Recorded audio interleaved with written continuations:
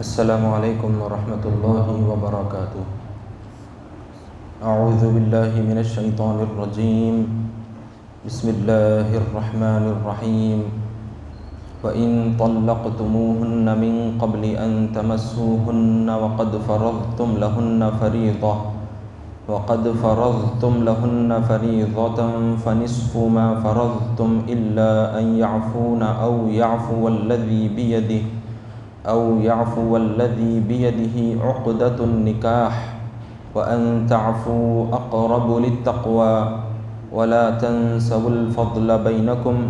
إن الله بما تعملون بصير۔ صدق اللہ العظیم۔ محترم حاضرین، ابھی جس آیت کی تلاوت کی گئی ہے یہ دوسرے پارے سورہ بقرہ کے 31ویں رکوع کی آیت ہے۔ گزشتہ جو آیتیں گزری ہے اس کے اندر جب عورت عدت گزار رہی ہے، چاہے وہ وفات کی عدت ہو یا طلاق کی عدت ہو، تو ایسی صورت میں کسی مرد کو نکاح کا پیغام دینا جائز نہیں ہے، یعنی عدت کے دوران نکاح کا پیغام نہیں دے سکتے کھلم کھلا۔ البتہ اشارتاً اور کنایتاً نکاح کا پیغام دیا جا سکتا ہے، اور اسی طرح سے دل کے اندر بھی عدت کے دوران نکاح کرنے کا ارادہ نہیں رکھنا چاہیے،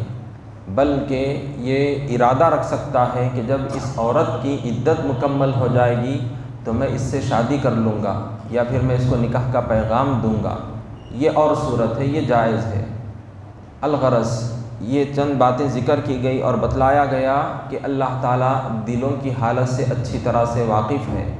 کیونکہ یہ اخلاق سے بالکل ہٹ کر بات ہوگی اور یہ برے اخلاق میں شامل ہوگی بات کہ ایک آدمی کا انتقال ہو گیا اور وہ بیچاری سوگ میں ہے اور تم اس کو خوشی کے لیے دعوت دے رہے ہو، نکاح کا پیغام بھیج رہے ہو، تو یہ بے مروتی ہوگی۔ اور عورت اگر کسی کو نکاح کا پیغام دے عدت کے دوران تو یہ بھی جائز نہیں، نکاح کریں گے یہ بھی جائز نہیں، کیونکہ یہ شوہر سے بے وفائی شمار ہوگی۔ تو اس سے اسلام نے منع فرمایا ہے اور اس کو ناجائز کہا ہے کہ عدت کے دوران یہ معاملہ طے نہیں کر سکتے۔ البتہ جب عورت عدت مکمل کر لے گی تو پھر اب وہ اس کی مرضی کہ جہاں مناسب رشتہ ہو کرنا چاہے تو وہ نکاح کر سکتی ہے۔ اب اس کے بعد یہ چند اہم مسائل بھی ذکر کیے جا رہے ہیں کہ آدمی نے جب شوہر نے طلاق دے دی ہے اپنی بیوی کو، اب جب چھوڑنے کا وقت آ گیا، عدت اب اس کی مکمل ہو گئی، تو اب اس کے ساتھ کیسا رویہ رکھنا چاہیے، کیسا سلوک کرنا چاہیے، اس کے تعلق سے آج کی آیتوں کے اندر اس کو ذکر کیا جا رہا ہے۔ اللہ تعالیٰ کا فرمان ہے لا جناح علیکم ان طلقتم النساء ما لم تمسوهن او تفریضوا لهن فریضة ومتعوهن على الموسع قدره وعلى المقتر قدره متاعا بالمعروف حقا على المحسنین، یعنی ایسی صورت میں تم پر کچھ گناہ نہیں کہ تم عورتوں کو طلاق دے دو جب کہ تم نے ان کو ہاتھ تک نہ لگایا ہو، یعنی اس سے صحبت بھی نہ کی ہو اور نہ ان کا مہر مقرر کیا ہو۔ البتہ دستور کے موافق ان کے ساتھ کچھ سلوک ضرور کر دو، مقدور والا اپنے مقدور کے مطابق دے اور تنگ دست اپنی حیثیت کے مطابق۔ نیک لوگوں پر یہ ایک طرح کا حق ہے۔ شادی کے لیے نکاح کی محفل جب منعقد ہوتی ہے تو اس میں کیا بڑی اہم باتیں ہیں؟ دو اہم باتیں ہیں، گواہوں کا موجود ہونا اور دلہا دلہن کا جو بالغ ہیں ان کا راضی ہونا، متفق ہونا۔ مہر کا ذکر بھی نہ کیا جائے تو بھی نکاح منعقد ہو جاتا ہے، لیکن مہر ہر صورت میں شوہر کو دینا لازم آتا ہے۔ نکاح کی محفل میں مہر کتنا دوں گا یہ بات بھی ذکر نہیں کی، بس دونوں کے درمیان میں گواہوں کی موجودگی میں ایجاب و قبول ہو گیا، دونوں نے رضامندی سے ایک دوسرے کو اپنا لیا، گواہوں نے وہ بات کو سن لی، بس ختم، نکاح منعقد ہو گیا۔ اب جو خطبہ پڑھا جاتا ہے وہ سنت ہے، خطبہ نکاح جو پڑھا جاتا ہے وہ سنت ہے، اگر بغیر خطبہ نکاح کے بھی اگر اس طرح سے ایجاب و قبول اور دو گواہوں کی موجودگی میں یہ بات طے ہو گئی، نکاح منعقد ہو گیا، مہر کا کوئی ذکر بھی نہیں کرے تو بھی جو ہے نکاح ہو جاتا ہے، لیکن مہر ہر صورت میں شوہر کو دینا لازم آتا ہے۔ اب اس کے متعلق یہ بات بھی سن لیجئے کہ اب ایک مسئلہ یہ پیدا ہوا کہ ایک آدمی نے نکاح کیا کسی عورت سے اور اس کے اندر مہر کا کوئی ذکر بھی نہیں کیا، بس ایجاب و قبول ہو گیا دو گواہوں کی موجودگی میں اور نکاح اس طرح سے منعقد ہو گیا۔ لیکن اب بات یہ ہوئی کہ اب وہ آدمی اس عورت کو چھوڑنا چاہ رہا ہے، یعنی اس کو طلاق دے دیا، ملاقات کرنے سے پہلے ہی بات ایسی بن گئی کہ اس آدمی نے ملاپ سے پہلے ہی طلاق دے دی۔ تو اب اس آیت کے اندر یہی بات ذکر کی گئی ہے کہ اگر ایسا کریں ہیں تو ٹھیک ہے، جائز ہے ایسا کرنا، لیکن اب مہر کا جو ذکر نہیں کیا گیا تھا تو اس صورت میں بتلایا گیا ہے کہ اس عورت کو کچھ نہ کچھ دے دے، اس کے لیے ایک کپڑے کا جوڑا ہی کیوں نہ ہو، اس کے لیے وہ چیز عطا کر دینا اس کے لیے ضروری قرار دیا گیا ہے۔ اور اسی طرح سے جو آدمی اپنی حیثیت جو اس کی ہوگی اسی کے مطابق وہ عمل کرے گا۔ اب ایک غریب آدمی ہے، اب اس کے ساتھ ایسا مسئلہ پیش آیا تھا کہ ملاپ سے پہلے ہی اس نے طلاق دے دی، اب وہ غریب آدمی ہے تو بہرحال اس کے لیے جب مہر بھی ذکر نہیں کیا تھا تو یہ وہ چیز اس کو مہر ادا کرے جو بھی ہو سکتا ہے اس کے خاندان کے مناسبت سے یا پھر اس کی اپنی حیثیت کے مطابق ایک کم از کم ایک جوڑا یا کچھ روپیہ اس کو عطا کر دے۔ اچھا خاصا پیسے والا ہے تو پھر وہ اپنے بساط کے لحاظ سے، اپنی حیثیت کے لحاظ سے اس مطلقہ عورت کو پیسے مہر کے طور پر عطا کر دے، کیونکہ یہ مہر مقرر تو نہیں ہوا تھا، ذکر بھی نہیں ہوا تھا، لیکن یہ اپنی طرف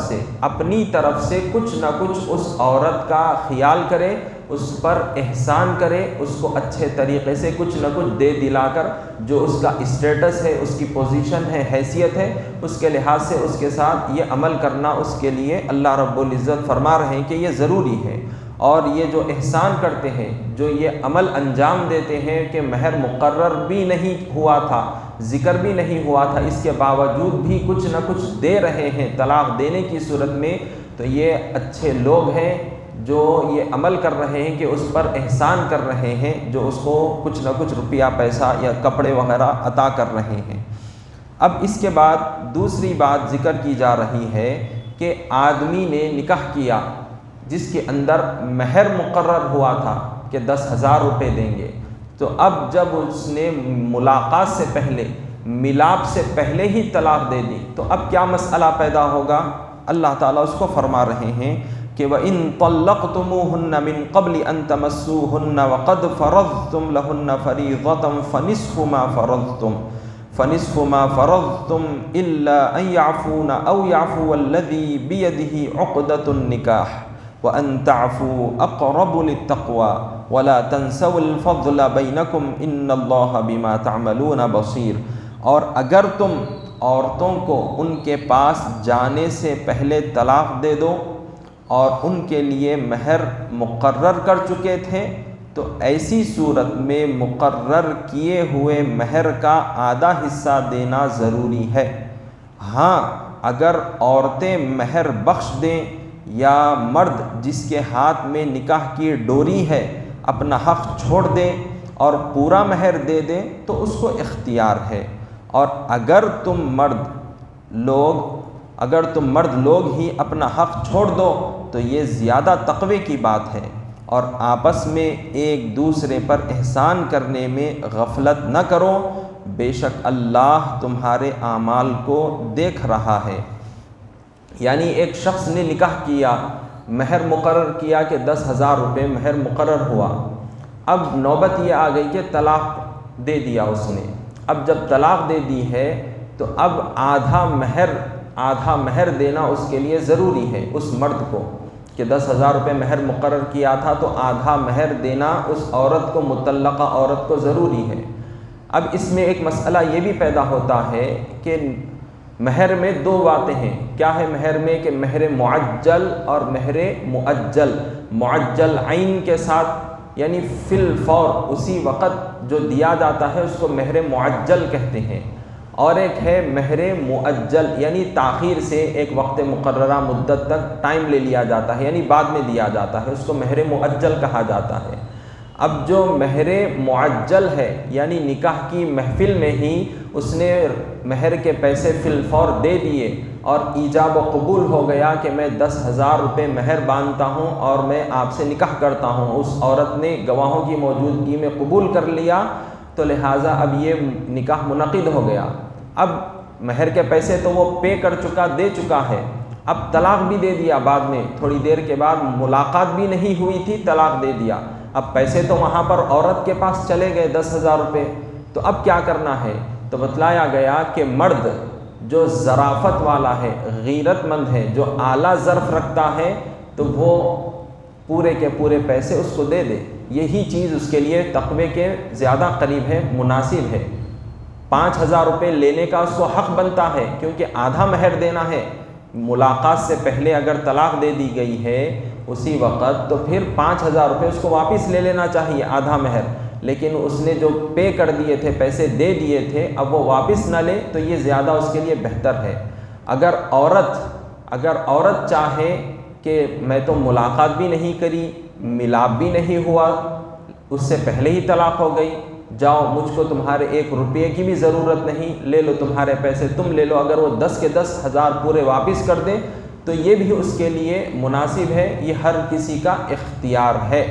دونوں میں ہر کسی کو اختیار دیا گیا ہے. یا پھر اگر عورت چاہے تو وہ 10,000 میں سے جو آدھا مہر اس کے لیے مقرر کیا گیا ہے ملاپ سے پہلے، تو لہٰذا وہ عورت 5,000 روپے رکھ کر 5,000 روپے واپس کر سکتی ہے. یہ چیز بھی اس کے لیے مناسب ہے. لیکن اللہ تعالیٰ نے یہ بات بھی ذکر فرما دی کہ وَلَا تَنْسَوُا الْفَضْلَ بَيْنَكُمْ، یعنی آپس میں ایک دوسرے پر احسان کرنے میں غفلت نہ کرو، یعنی ہر کسی کے ساتھ اچھا سلوک کرو. بہرحال جو بھی مجبوری تھی، جو بھی حالت بنی طلاق دینے کی، دینے کو تو دے دیے، لیکن جو پیسے دیے وہ واپس نہ لیں، اور آپس میں جو رشتہ داریاں ہیں یا جو بھی تعلقات ہیں اس کو ختم نہ کریں، بلکہ اچھے طریقے سے زندگی گزاریں اور ایک دوسرے پر اچھا سلوک کرنا یہ نہ بھولیں. تو اللہ تعالیٰ فرما دیے ہیں صاف الفاظ میں کہ احسان کا جب معاملہ آئے گا، ہر کسی کے ساتھ اب اچھا سلوک کرنے کی باری آئے گی، تو ہمیشہ بندوں کو یہ عمل اختیار کرنا ہے، اس میں کوتاہی غفلت نہیں کرنا ہے. تو الغرض ملاپ سے پہلے طلاق دے دی تھی، مہر بھی دے دیا تھا، تو اس کو آدھا مہر دینا چاہیے، وہ ضروری ہے. اگر وہ مہر ہی نہیں دے گا شوہر تو پھر وہ گناہ گار ہوگا. یہ اللہ تعالیٰ کا حکم ہے، اس کی خلاف ورزی کرے گا تو پھر وہ گناہ گار ہوگا. مہر دینا ہر صورت اس کو لازم ہے، آدھا مہر جبکہ ذکر کر دیا گیا تھا. اب اس کے تعلق سے اور مزید کچھ 1-2 باتیں آئیں گی طلاق کے، اس کے بعد یہ مسائل پورے ختم ہوں گے انشاءاللہ تعالیٰ. اختتامی محفل میں طلاق کے بعد یہ جو مسائل ہیں، جو مختصر سی جھلکیاں ہوں گی، اس کو پھر ایک ریپیٹ کیا جائے گا. وصلی اللہ تعالیٰ وسلم علی خیر خلقہ سیدنا محمد وعلی آلہ واصحابہ اجمعین والحمد للہ رب العالمین.